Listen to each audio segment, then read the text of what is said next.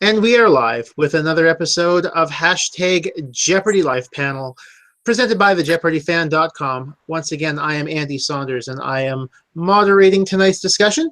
We've got quite a panel of last week's contestants for you tonight, so let's get right into the introductions. As always, I introduce in order of when you were first introduced on the show. So my first introduction tonight, Meghan Treptow. Thanks for joining me tonight. Hi, no problem. Next up, introduced first by just a couple seconds, Liz Fischer. Thanks for joining us, Liz. Hi. Thanks for having me. Yeah, that's what I meant to say. And next up on tonight's panel, we've got Chris Burke. Thanks for joining us, Chris. Hey, how's it going? And last, certainly not least, I would certainly say the big winner last week, Ragavan Ramsubramani. Congratulations on your wins, and thanks for joining us. Yeah, thanks for having me. And also congratulations to you on your victory, Liz. Thank you. And for taking down the Super Champ. As always, you've got. If you're tuning in to watch us tonight, you can leave messages. We have a YouTube chat. I keep an eye on that. There's also the hashtag Jeopardy Live panel on Twitter. So either one of those I do keep an eye on during the show. If you've got something to say, you can leave it in either spot. And I already had, let's see, I already had Amy Young tweet in asking if you're a fan of Jeopardy and the New York Rangers, what you are to do tonight. And of course, my response to that is you'd certainly be excused if you're wanting to watch the last Rangers game of the season. So, yeah, I guess the first, sorry, go ahead. Sorry, I was going to say, I'll be honest, I don't know at all what's been going on with hockey since the Blackhawks were out. So it's been a little bit. I certainly, yeah. I mean, I'm still following it, but my team was eliminated as well in the first round. But oh well. So my first question for you guys: what was your kind of general reaction when Alan was introduced as a five-time champion in that green room? Well, I had actually been there for that whole week of taping what aired the last week in April. And I had been there for those games, and me and Matt Cohen did not get called that first day of taping, which was a full week of games. So I saw in person all of Alan's 5 games, which was terrifying. And then the next day I saw him win again on that Monday show. So that was really terrifying, knowing that I was going up against him, and I kind of thought it was a lost cause at that point. Yeah, when I was told that Alan was the 5-time champion, I was just like, well, I guess that was a good run. I had just gotten on, like, I think we had just gotten off the bus when someone mentioned whoever the returning champion was a 5-time champion, and I was like, well, it's nice to have flown out here, and it'll be a good experience. But I got ready to go back real quick. I tried to put it out of my mind as much as possible. I mean, I think Ragavan's right. It was right after we got off the bus. They kind of pointed that out. But, yeah, it's like up to the first commercial break, I was like, oh, he is very good at this game. And having sat through watch him play that first game, I was like, yep, this is not going to end well for me. Yeah, I don't think I even really thought about that. I kind of remember them saying that the returning champion had won 5 times, but I didn't even really register at that point that it was like one of like they were among us. Because I had seen, when we went down to the hotel lobby and Alan was there, I think he had mentioned that he had gone as an alternate before, but as far as I know, he was just showing up for tape day like I was. So I don't know, it's like, what? But yeah, it's a sweetheart, but a cold-blooded killer. Yeah, and of course you got thrown right in there, didn't even get the chance to watch the game from the audience. You just got thrown in against them. How does that feel? That was exactly what I was hoping was not going to happen. And I honestly remember when they were about to pull the first two people to go against him, I was like eating some pretzel goldfish and thinking, I want this to not be me so bad. I just know it's going to be me. And then it was. So that was a little bit of a bummer, but you know, I was just trying to go into it excited and hope for the best. And of course, the rest of you got the chance to see, at least see a game from the audience before you got called in. Now, from your perspective, Liz, seeing him in last Monday's game didn't really affect your judgment of him, even after seeing him do so well previously?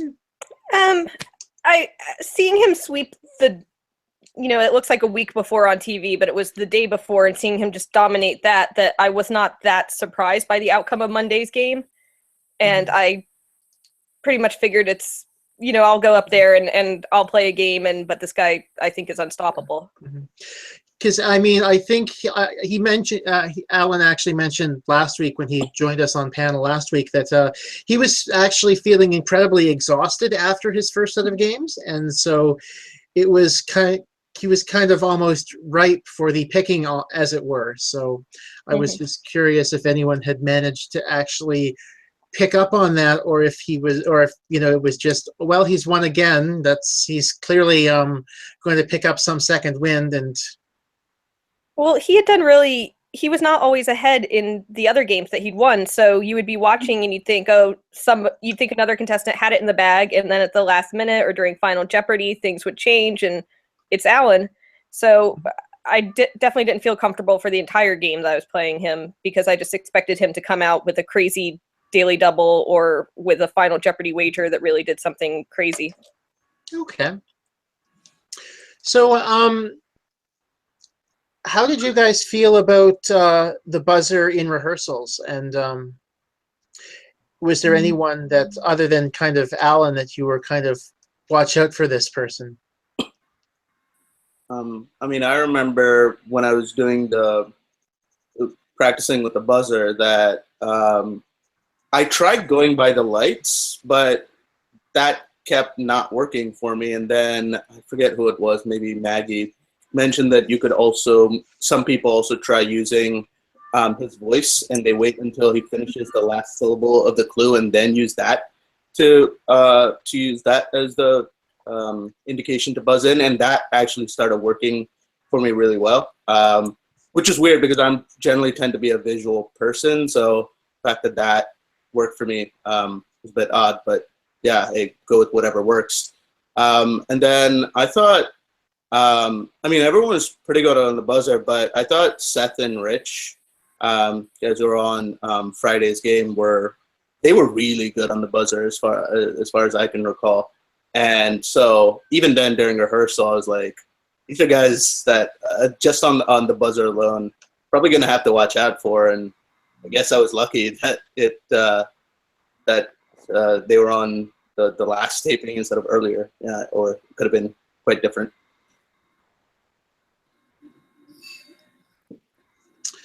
That's quite fair. Now, what about the rest of you guys?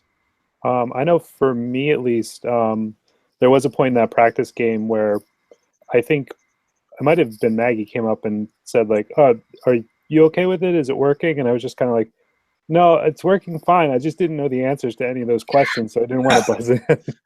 Oh dear! Oh, the practice one. And that made me feel really great. I'm like, if these are the practice questions, I'm screwed. But yeah, it gets pretty comfortable. You have enough time. And to be honest, like, as silly as it sounds, the pen thing, like clicking the pen, like practicing by clicking the pen actually helps. Like getting used to that sort of the manic, like just jam the button as many times as possible. I don't know, it worked for me. It helped me at least. I know watching Jeopardy at home, I like eventually, if I was watching with other people, I would have to insist that they not answer any questions before he was done reading the questions. Like, I'm in training now. You can't do that. Don't undermine me. I got the thing right here. Yep, the pen is definitely very popular with a lot of people in terms of practicing for sure. The other thing, I think it was either a pen or someone also said that, you know, the little roll, the dowel or whatever, or the plastic toilet paper thing roll, with yeah. the toilet paper on. Yeah, the plastic one that depresses. Yeah, that one also has like the right amount of resistance compared to the buzzer. So yeah, I use that too. You know, it's yeah, that was Alex Jacob who first definitely publicly suggested that. You know, I would almost say that in terms of preparation, he's certainly right with that, in that it's certainly you know, it certainly has the right amount of resistance. I mean, that being said, if you're listening, I think that there are a few other things in the secret of Alex Jacob that, other than the toilet paper roll holder, that certainly was not the only thing in his arsenal in his preparation. But I'm reasonably sure there were some other things that he didn't say in terms of his preparation. But the toilet paper roll holder certainly does have a good amount of resistance. Now,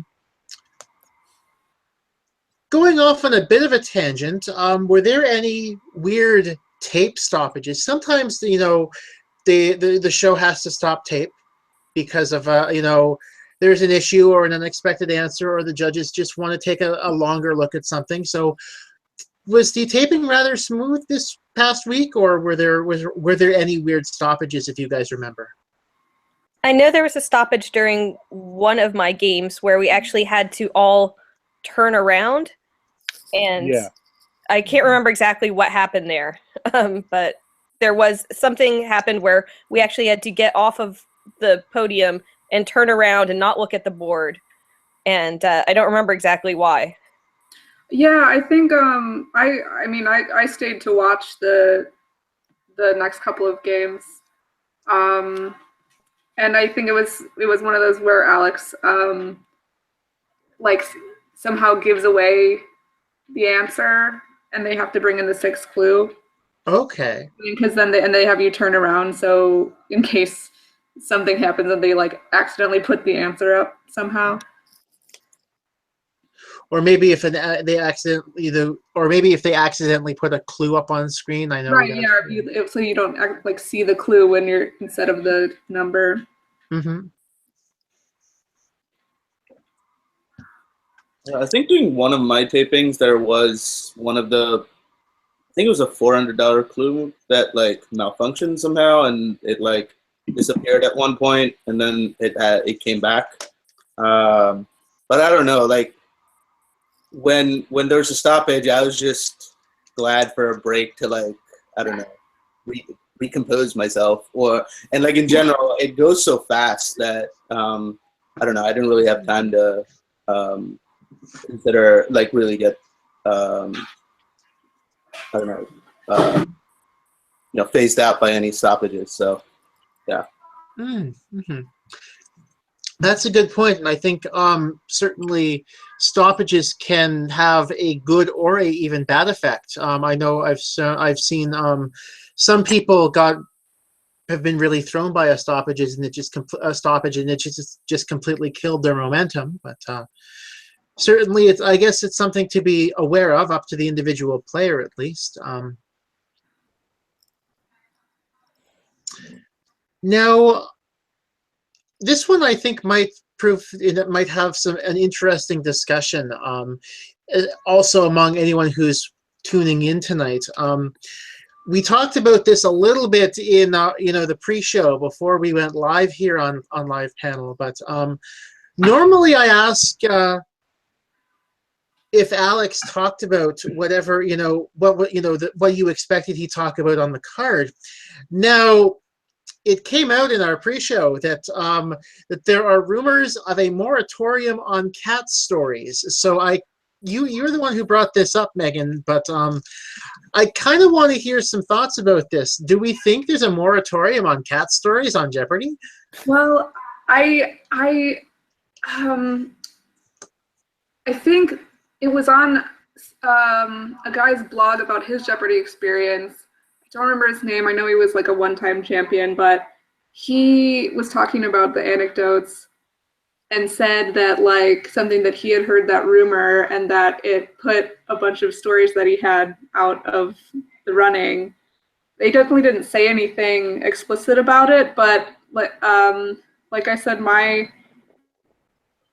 it was starred on the card. It wasn't about a cat or cats, but it was related to cats slightly, and he went off on asked, but she can do, but he asked something else.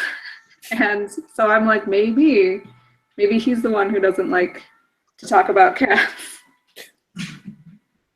During my in-person audition, I had noticed a lot of cat stories from the people there, because part of the in-person audition is you go up and you tell your story. And I would say probably half of the contestants at the in-person had a cat story as their preferred story. So I wouldn't be surprised if they have a moratorium on it. Now, Jeopardy wants to keep, like, they probably have, like, we need to have there's a stereotype of Jeopardy players, and we need to get away from that. So, I don't know, there's probably, like, a quota of, all right, you get, like, 5 cat stories a month, and that's it. Yeah, one of my stories was a cat story, but it did not get called, did not get picked. And yet Alex seems to definitely have a preference for engagement and or wedding stories. Yeah. Now that I think about it from watching the show, I can see that. I seem to recall the curator behind the @CoolJepStories Twitter account expressing his disdain over Trebek's preference for this a few weeks back. But it's definitely something you notice if you watch closely and keep a close eye on the interviews. That Trebek is like, oh look, he'll another engagement story. How lovely.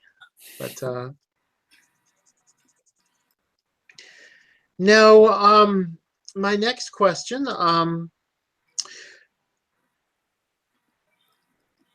Moving on to strategy a little bit. I know, Liz, you had that huge True Daily Double early on in Double Jeopardy. Was that something you thought about doing beforehand, or was it just something that felt right in the moment? Or I studied a lot of art history in college, so I felt pretty confident with the category. And I figured go big, especially in those high pressure moments. Your math skills are not working so well, and so you kind of go for large numbers or easy numbers. So that was really the main motivation. So, and you, just out of curiosity, did you happen to feel any extra pressure as after you uttered "Let's make it a True Daily Double"? Or Oh yeah, especially because it's a category that I studied in college. You already had the first letter, so if I screw this up, it's going to be really, really embarrassing. So it was more fear of shame versus fear of losing the money, even. Okay. Now, Ragavan, what were your thoughts on your general Daily Double strategy? I mean, implying that I had a strategy is a bit of a misnomer. I think, like, for the first Daily Double that I got was about Alfalfa, and I was like, I don't know anything about Alfalfa, other than he was one of the characters on is it The Little Rascals? Yeah. So I was like, I'm not gonna bet very much, and then it turned out to be something about the nitrogen cycle, which was like, okay, I should have bet more. I just watched that episode last night. Yeah. And then, so I was kicking myself after the fact, but yeah, I was like, I don't think I knew any of the answers before Alpha before that one, so I decided to be pretty conservative on that wager. I think the other ones, I tended to find at least a couple that were early on in the round, so I just didn't have very much to lose. So I figured I might as well go for a true daily double because I can make the money back if I lose it.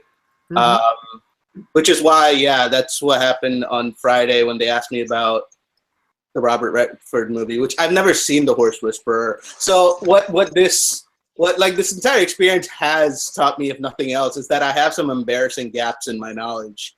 So, well, as it turns out, I haven't seen the Horse Whisperer either, but yeah, well, I made up a movie, which turns out Robert Redford wasn't in a movie called The Beekeeper. Which, if anyone wants to help me crowdfund a movie, Robert Redford probably join it. It's for the art of it. So yeah, I'm gonna make a movie called The Beekeeper now. I think all proceeds go to save the bees. that's right. Oh yeah, and they need saving too. So yeah, let's do it.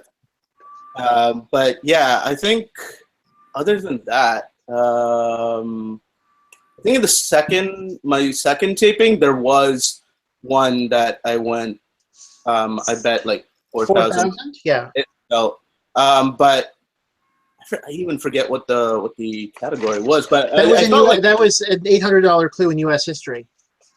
Oh, okay, yeah. So I felt reasonably comfortable with U.S. history, so I figured just go for it. And I also wanted to build up a bit of a. I think I had a okay gap between. I think it was in first place at that point, and I wanted to build up more of a lead. So I just went for it, and thankfully it worked out.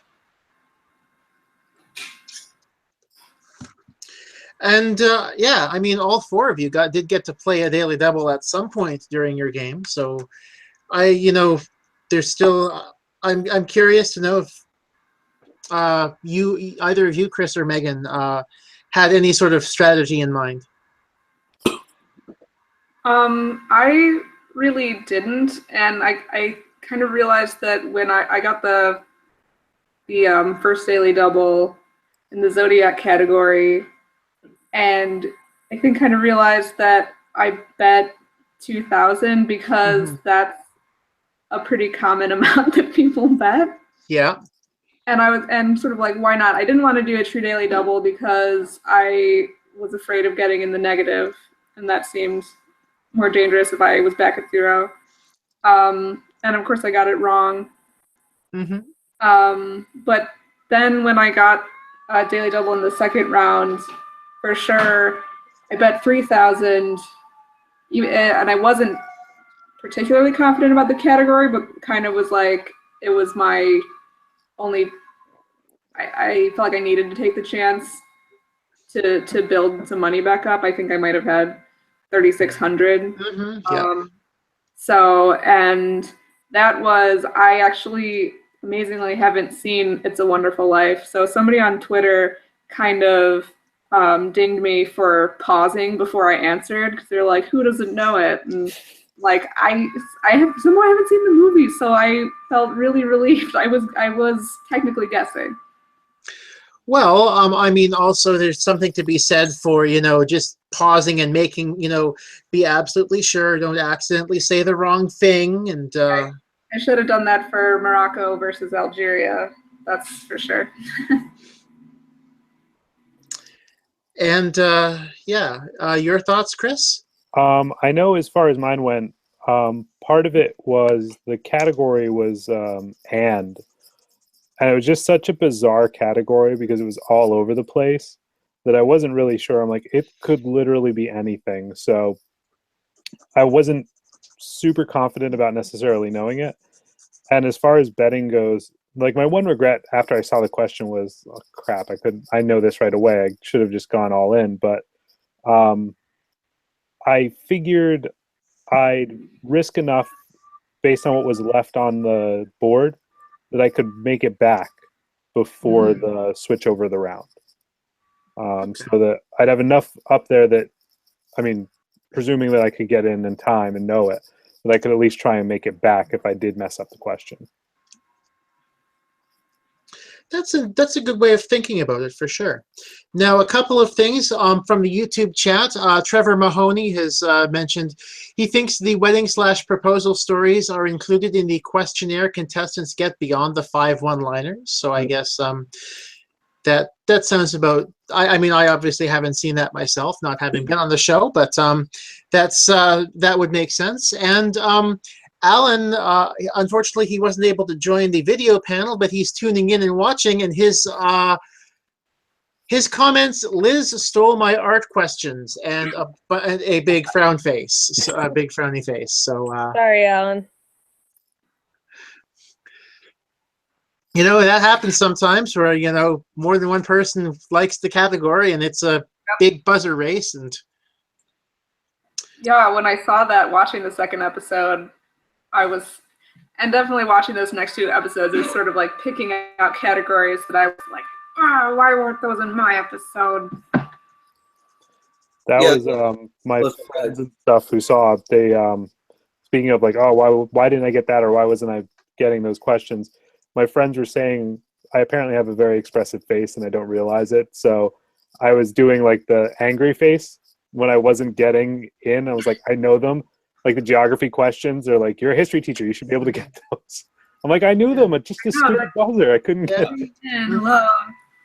That's what happened to me in the Friday's taping. Was like I knew a lot of the answers, but Seth and Richard just really quick on the buzzer. And then I did, as I was watching it, I was curious as to exactly how, like, where each of us made our money. And turns out that, like, in that show, I made most of my money from the top half of the board, while the other guys made it from the bottom half of the board. So at the end of it, I was just like, thanks for throwing me some scraps, guys. Because, like, when it came to the big money questions, like, I was like, I know the answer, but I'm just getting nothing over here. So with my buzzer, so yeah, it all comes down to the buzzer in a lot of cases. Yeah, absolutely, that's for sure. Moving on to a bit of a slightly different subject. I don't think that Meghan or Chris will be able to answer this question, but Liz and Ragavan should be able to. Liz, because you were obviously there the previous week, and Ragavan, because you were there between Wednesday and Thursday. But as many of the regulars of Jeopardy Live panel know, I like to ask this question. In between Wednesday and Thursday's episode, you obviously have the lunch break. And the contestants who are remaining get to eat lunch on Sony's dime in the commissary. So my question, if you are able to answer it, is what did you have for lunch that day of taping? I went to the salad bar, and I was really nervous because they only give you a voucher for $10. And the salad bar was priced based on weight. And I've definitely been to the Whole Foods salad bar before and had it come out costing me a ridiculous amount of money. So I was very careful on what I chose from the salad bar and trying to have a really light lunch. And it turned out it was only like $3, but then I was in the line. They said, oh, well, you can get something else. I think I grabbed an orange juice, but I was very nervous about my salad choice. Me, I got a burger and fries, which, I mean, in hindsight, it was a bit of a risky choice with the ketchup and getting it all over my clothes, because I tend to be that kind of person who, like, will somehow manage to get something on myself. So, but yeah, that's what I went for. And thankfully, I didn't manage to get anything on myself for once.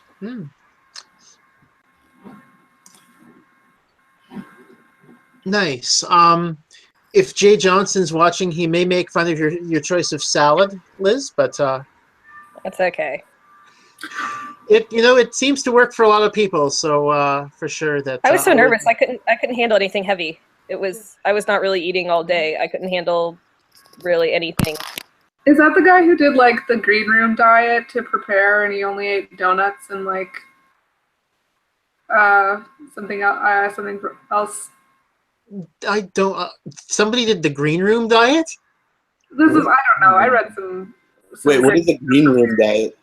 That like he getting ready, he like only ate foods that they have in the Jeopardy green room. So he was like eating donuts and chips and I'm going to say no, that was not Jay.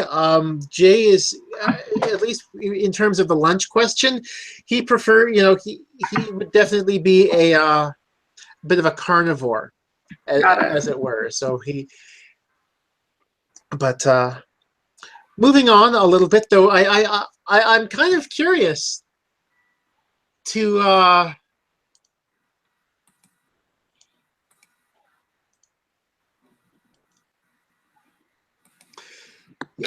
I'm kind of curious a little bit. Maybe I'll look up this green room diet a little bit more later on.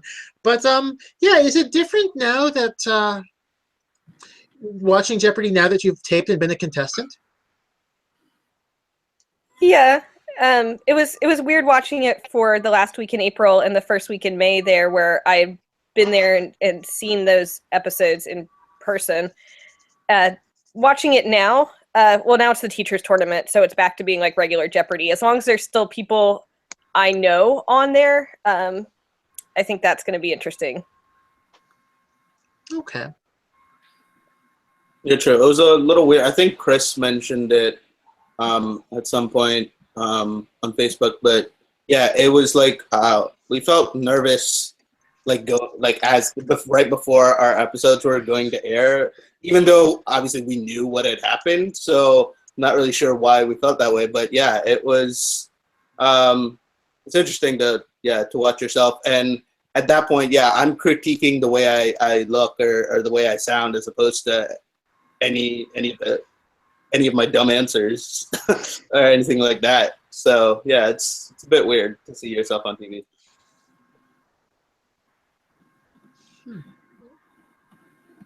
And just watching games in general, like in terms of, I know when I've asked this question before, some contestants have mentioned, they feel a little bit more sympathy for contestants up on stage now. So. Oh yeah. Absolutely, yeah.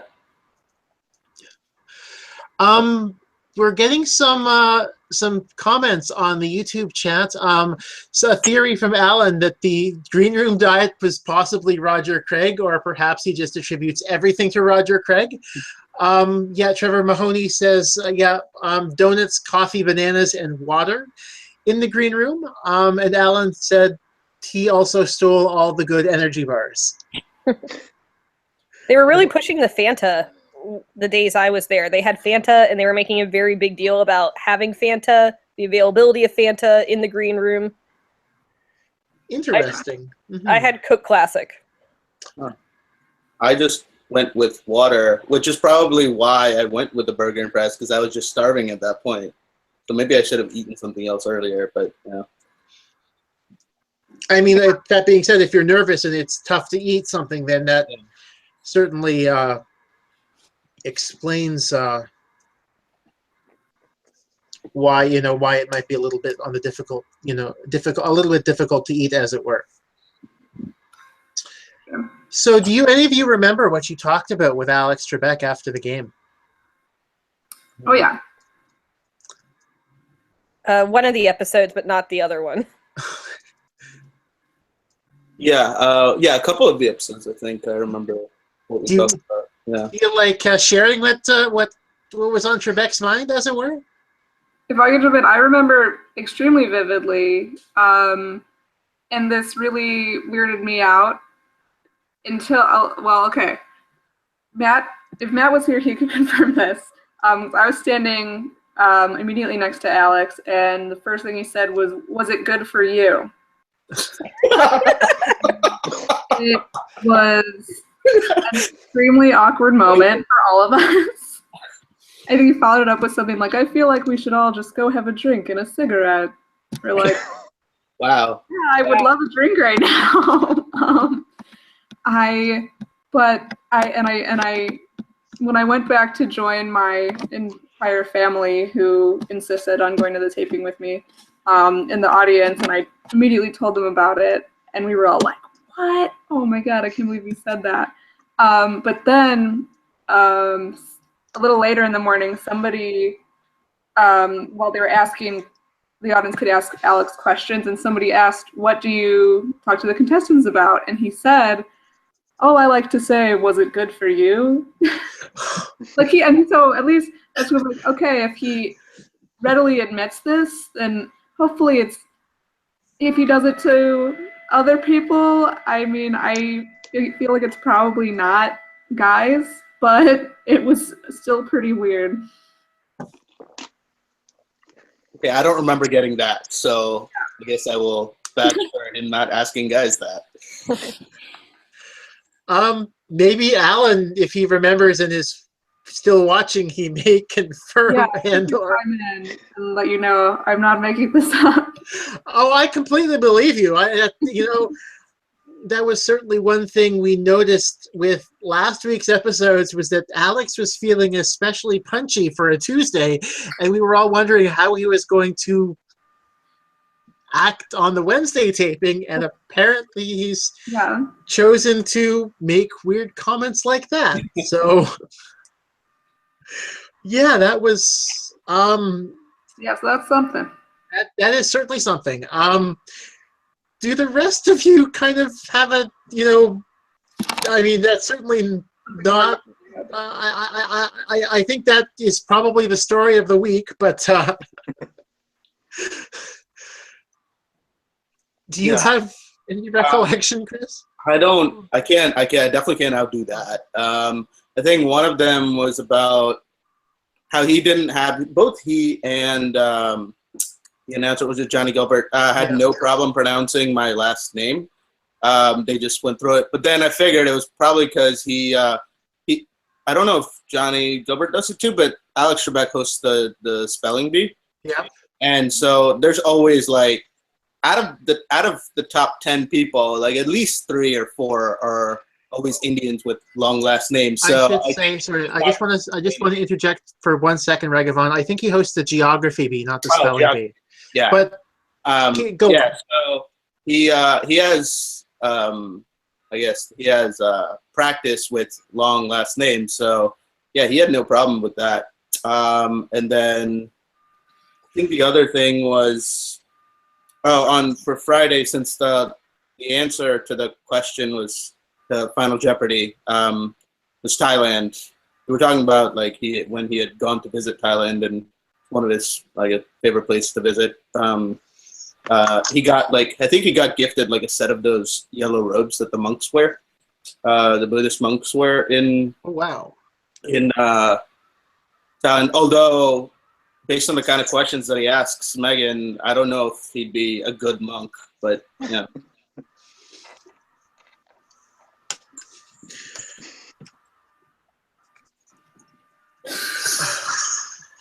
I still can't get over what he said there. I mean, okay. I know if he like said that he likes to ask people that. I was hoping some other people would have mentioned it before. This is like a known entity, but I mean he's a known entity, but like I'm still or no, I guess that like just that the anecdote had come up before, but except I don't know. Moving on. Judging by at least from what I've seen, it seems like your group of your taping group had almost unusually good camaraderie. It sounds like you guys had may have had most of this week's contestants at least able to keep in touch with each other. Would you say that kind of helped with the time in between taping and airing? I know I didn't. I kind of started becoming Facebook friends with a few people right before it aired, and which I attribute to the fact that my Facebook name isn't my actual last name, and I hadn't tagged the official Jeopardy page with anything before then. But so it didn't really apply in my case, I guess. Yeah, I'm pretty much in the same boat. It wasn't until probably 2-3 days before, and I'm going to attribute that to my Facebook name is my real name, but it's fairly common, and I think my profile picture was Macho Man Randy Savage right up until I switched it over to me and Trebek on the stage. So I'm not exactly the easiest person to find. I teach high school. I try to keep under the radar at least a little bit. Yeah, I became Facebook friends with a bunch of people from our week of taping, but it was just a few days before my taping. It was like basically I think that Sunday, because I only made it like Facebook official that I was even on the show like the Sunday before my show aired. I don't know, like everyone else definitely was much better at like promoting themselves, but I'm also not a very big person on social media like Facebook. Like, until I had started posting for the past week, I think my Facebook activity was limited to like the annual like thank you for all the birthday wishes, and then I'm good for another year. Or like my Twitter was just basically consists of me yelling at certain companies for bad customer service, but I don't use social media for anything else. So like it's just too much work, honestly, and I'm a pretty lazy person, so yeah. Yeah, I feel like it was a few days before they started getting this onslaught of people that appeared during my week and other Jeopardy people that I'm originally from Nashville, Tennessee. So once that got out, Tennessee people started connecting with me.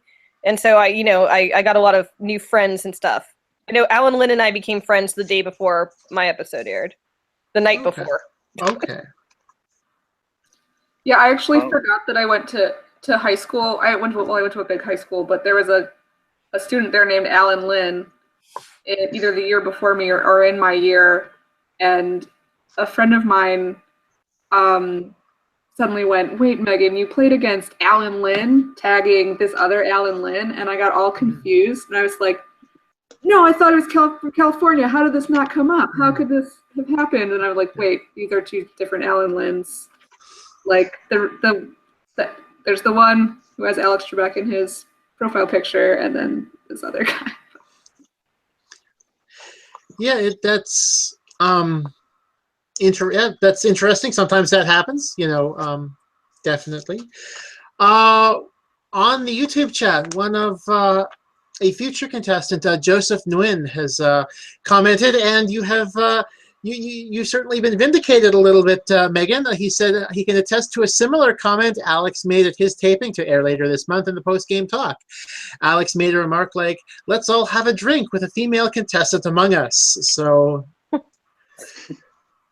clearly Alex has found a new thing to say in the post-game chat.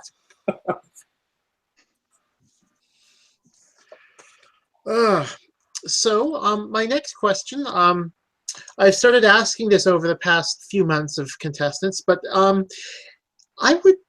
find that most people who've been on the show are obviously Jeopardy fans in some fashion. Otherwise, you probably wouldn't have taken the test to try to go on it in the first place.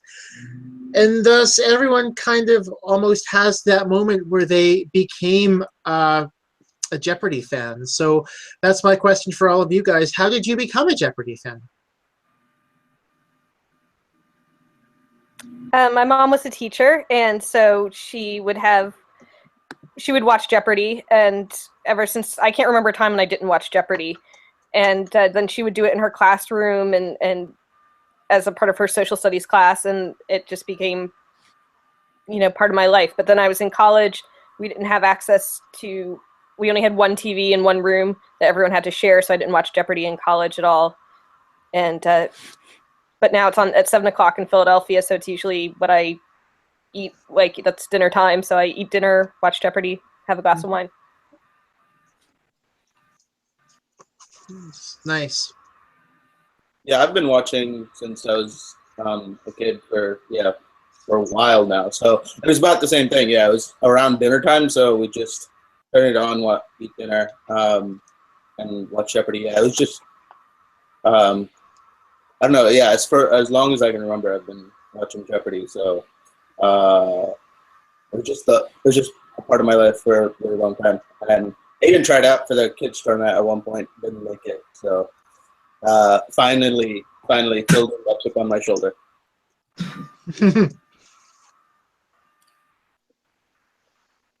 I think I'm in this same boat. Sorry. With just basically it was on. We did a lot of like trivia games and stuff in my house, Trivial Pursuit and all that kind of stuff, like kids editions and all that. So I mean, I think it was, and like everyone else saying, it's dinner time. It's about 7 o'clock for us, so it was just on and watching it and picking up bits and pieces here and there, and just eventually being like, oh, I guess I should try this out.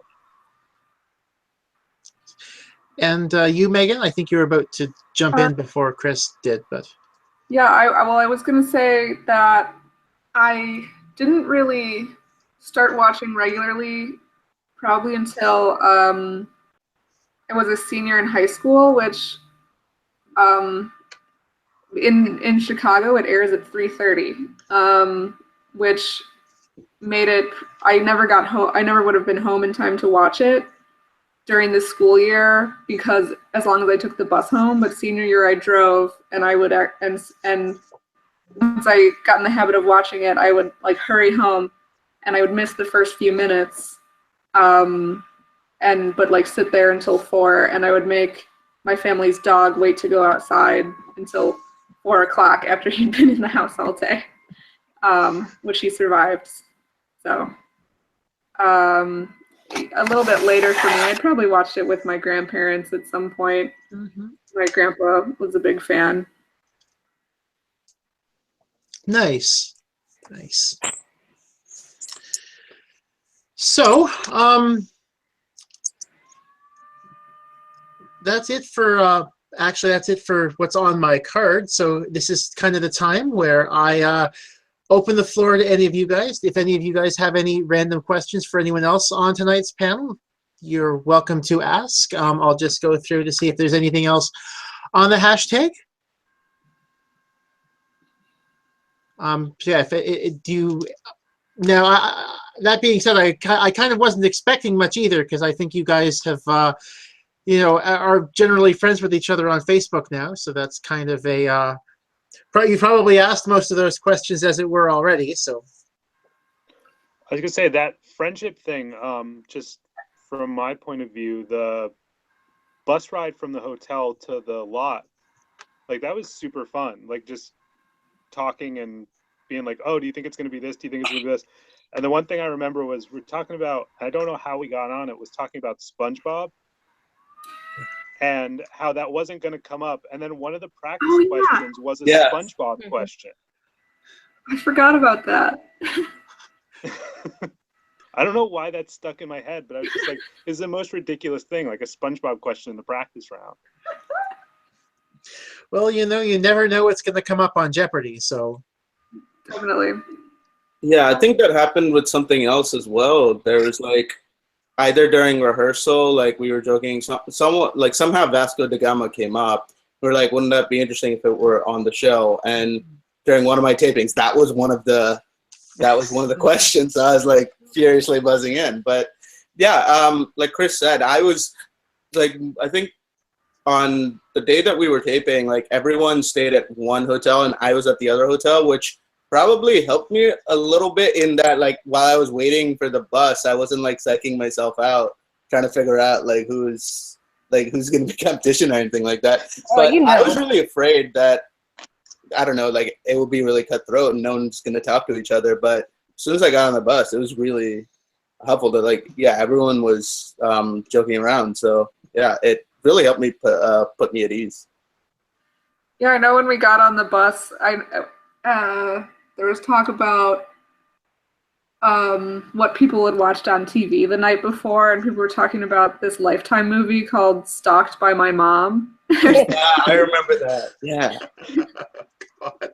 And I think Matt suddenly piped up from the back like they just filmed my life or something. Shout out to Matt because I really enjoyed that joke. Like it was a really fun bus ride. I not that I thought it'd be cutthroat. I guess didn't know if it might be a bunch of awkward people being awkward together. But it was early. We were all a little punchy. Probably it was a lot of fun. I'd had an experience, and this may have affected why I did not go the day before when I had been there for all 5 games, but I actually, at the hotel, one of the contestants was someone I knew from college that I wasn't Facebook friends with and hadn't seen since college, but like Sam Chizar, who was on last week. We went to the same college and we knew each other in college. So I think we did have to make an issue. That was an issue then, and we had to sign a bunch of legal paperwork and change our contestant forms and say that we acknowledged that we were there and swear to God we hadn't talked to each other or conspired in any way, that we hadn't seen each other in 13 years. But so that was a little bit strange. But you can definitely tell at the hotel in the morning who the other Jeopardy people are, because people are down there and kind of trying to act casual, but everyone's got their garment bags and stuff. Yeah. Yep. By the second day, I didn't. I threw my stuff in a Wawa bag, which that's a convenience store. Yep. But I'd had the garment bag the first day, and then I actually left my blazer at the Jeopardy studios, and and my shoes. And then Did they send them back to you? They did. Nice. Oh, I left my coat when I had to go back. I was like, partly worried they wouldn't let. I was like, how am I gonna get back on the Sony lot? But you just walk in, pretty much. And to call Ryan, be like, I left my coat.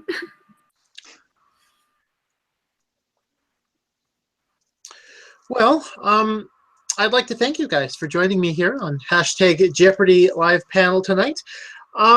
The next panels are going to be, I'm aiming at this point for the next 3 Mondays. That's the 15th, 22nd, and 29th. Due to my own personal schedules, I'm aiming for 9:05 and not as opposed to 8:05. So something to keep in mind. Also, if you haven't already, online testing is coming up May 30th through June 1st. Make sure you sign up at Jeopardy.com for that. And also, episode 1 of my other podcast, Jeopardy Live Panel Pavlov's, where I talk about things that come up on the shows from time to time. The first episode is Know Your Canada. I talked with David Kendall. He's been on the main Jeopardy Live Panel Roundtable a few times. We talk about Canadian things that come up on Jeopardy. Episode 2, I'm looking to put together an episode about the Civil War. So if you have ideas for that, give me a heads up. I have a couple of ideas in terms of possible guests for that as well. But I'm looking to talk about things that come up with regards to the Civil War, the U.S. Civil War on Jeopardy. So keep an eye out for that over the next couple of weeks. Once again, thank you guys for joining me on live panel. I hope you guys all had fun. Yep. Yeah, thanks for the invite. And so yeah, thank you guys also for tuning in. There were lots of interesting discussions on the YouTube chat for sure this week. So thank you guys for tuning in. Thanks for taking part. Here are the credits on the screen. If you're listening on the iTunes simulcast, you'll hear the credits in just a couple seconds. So for everyone here at the JeopardyFan.com and #Jeopardy Live Panel, I'm Andy Saunders. Have a great night.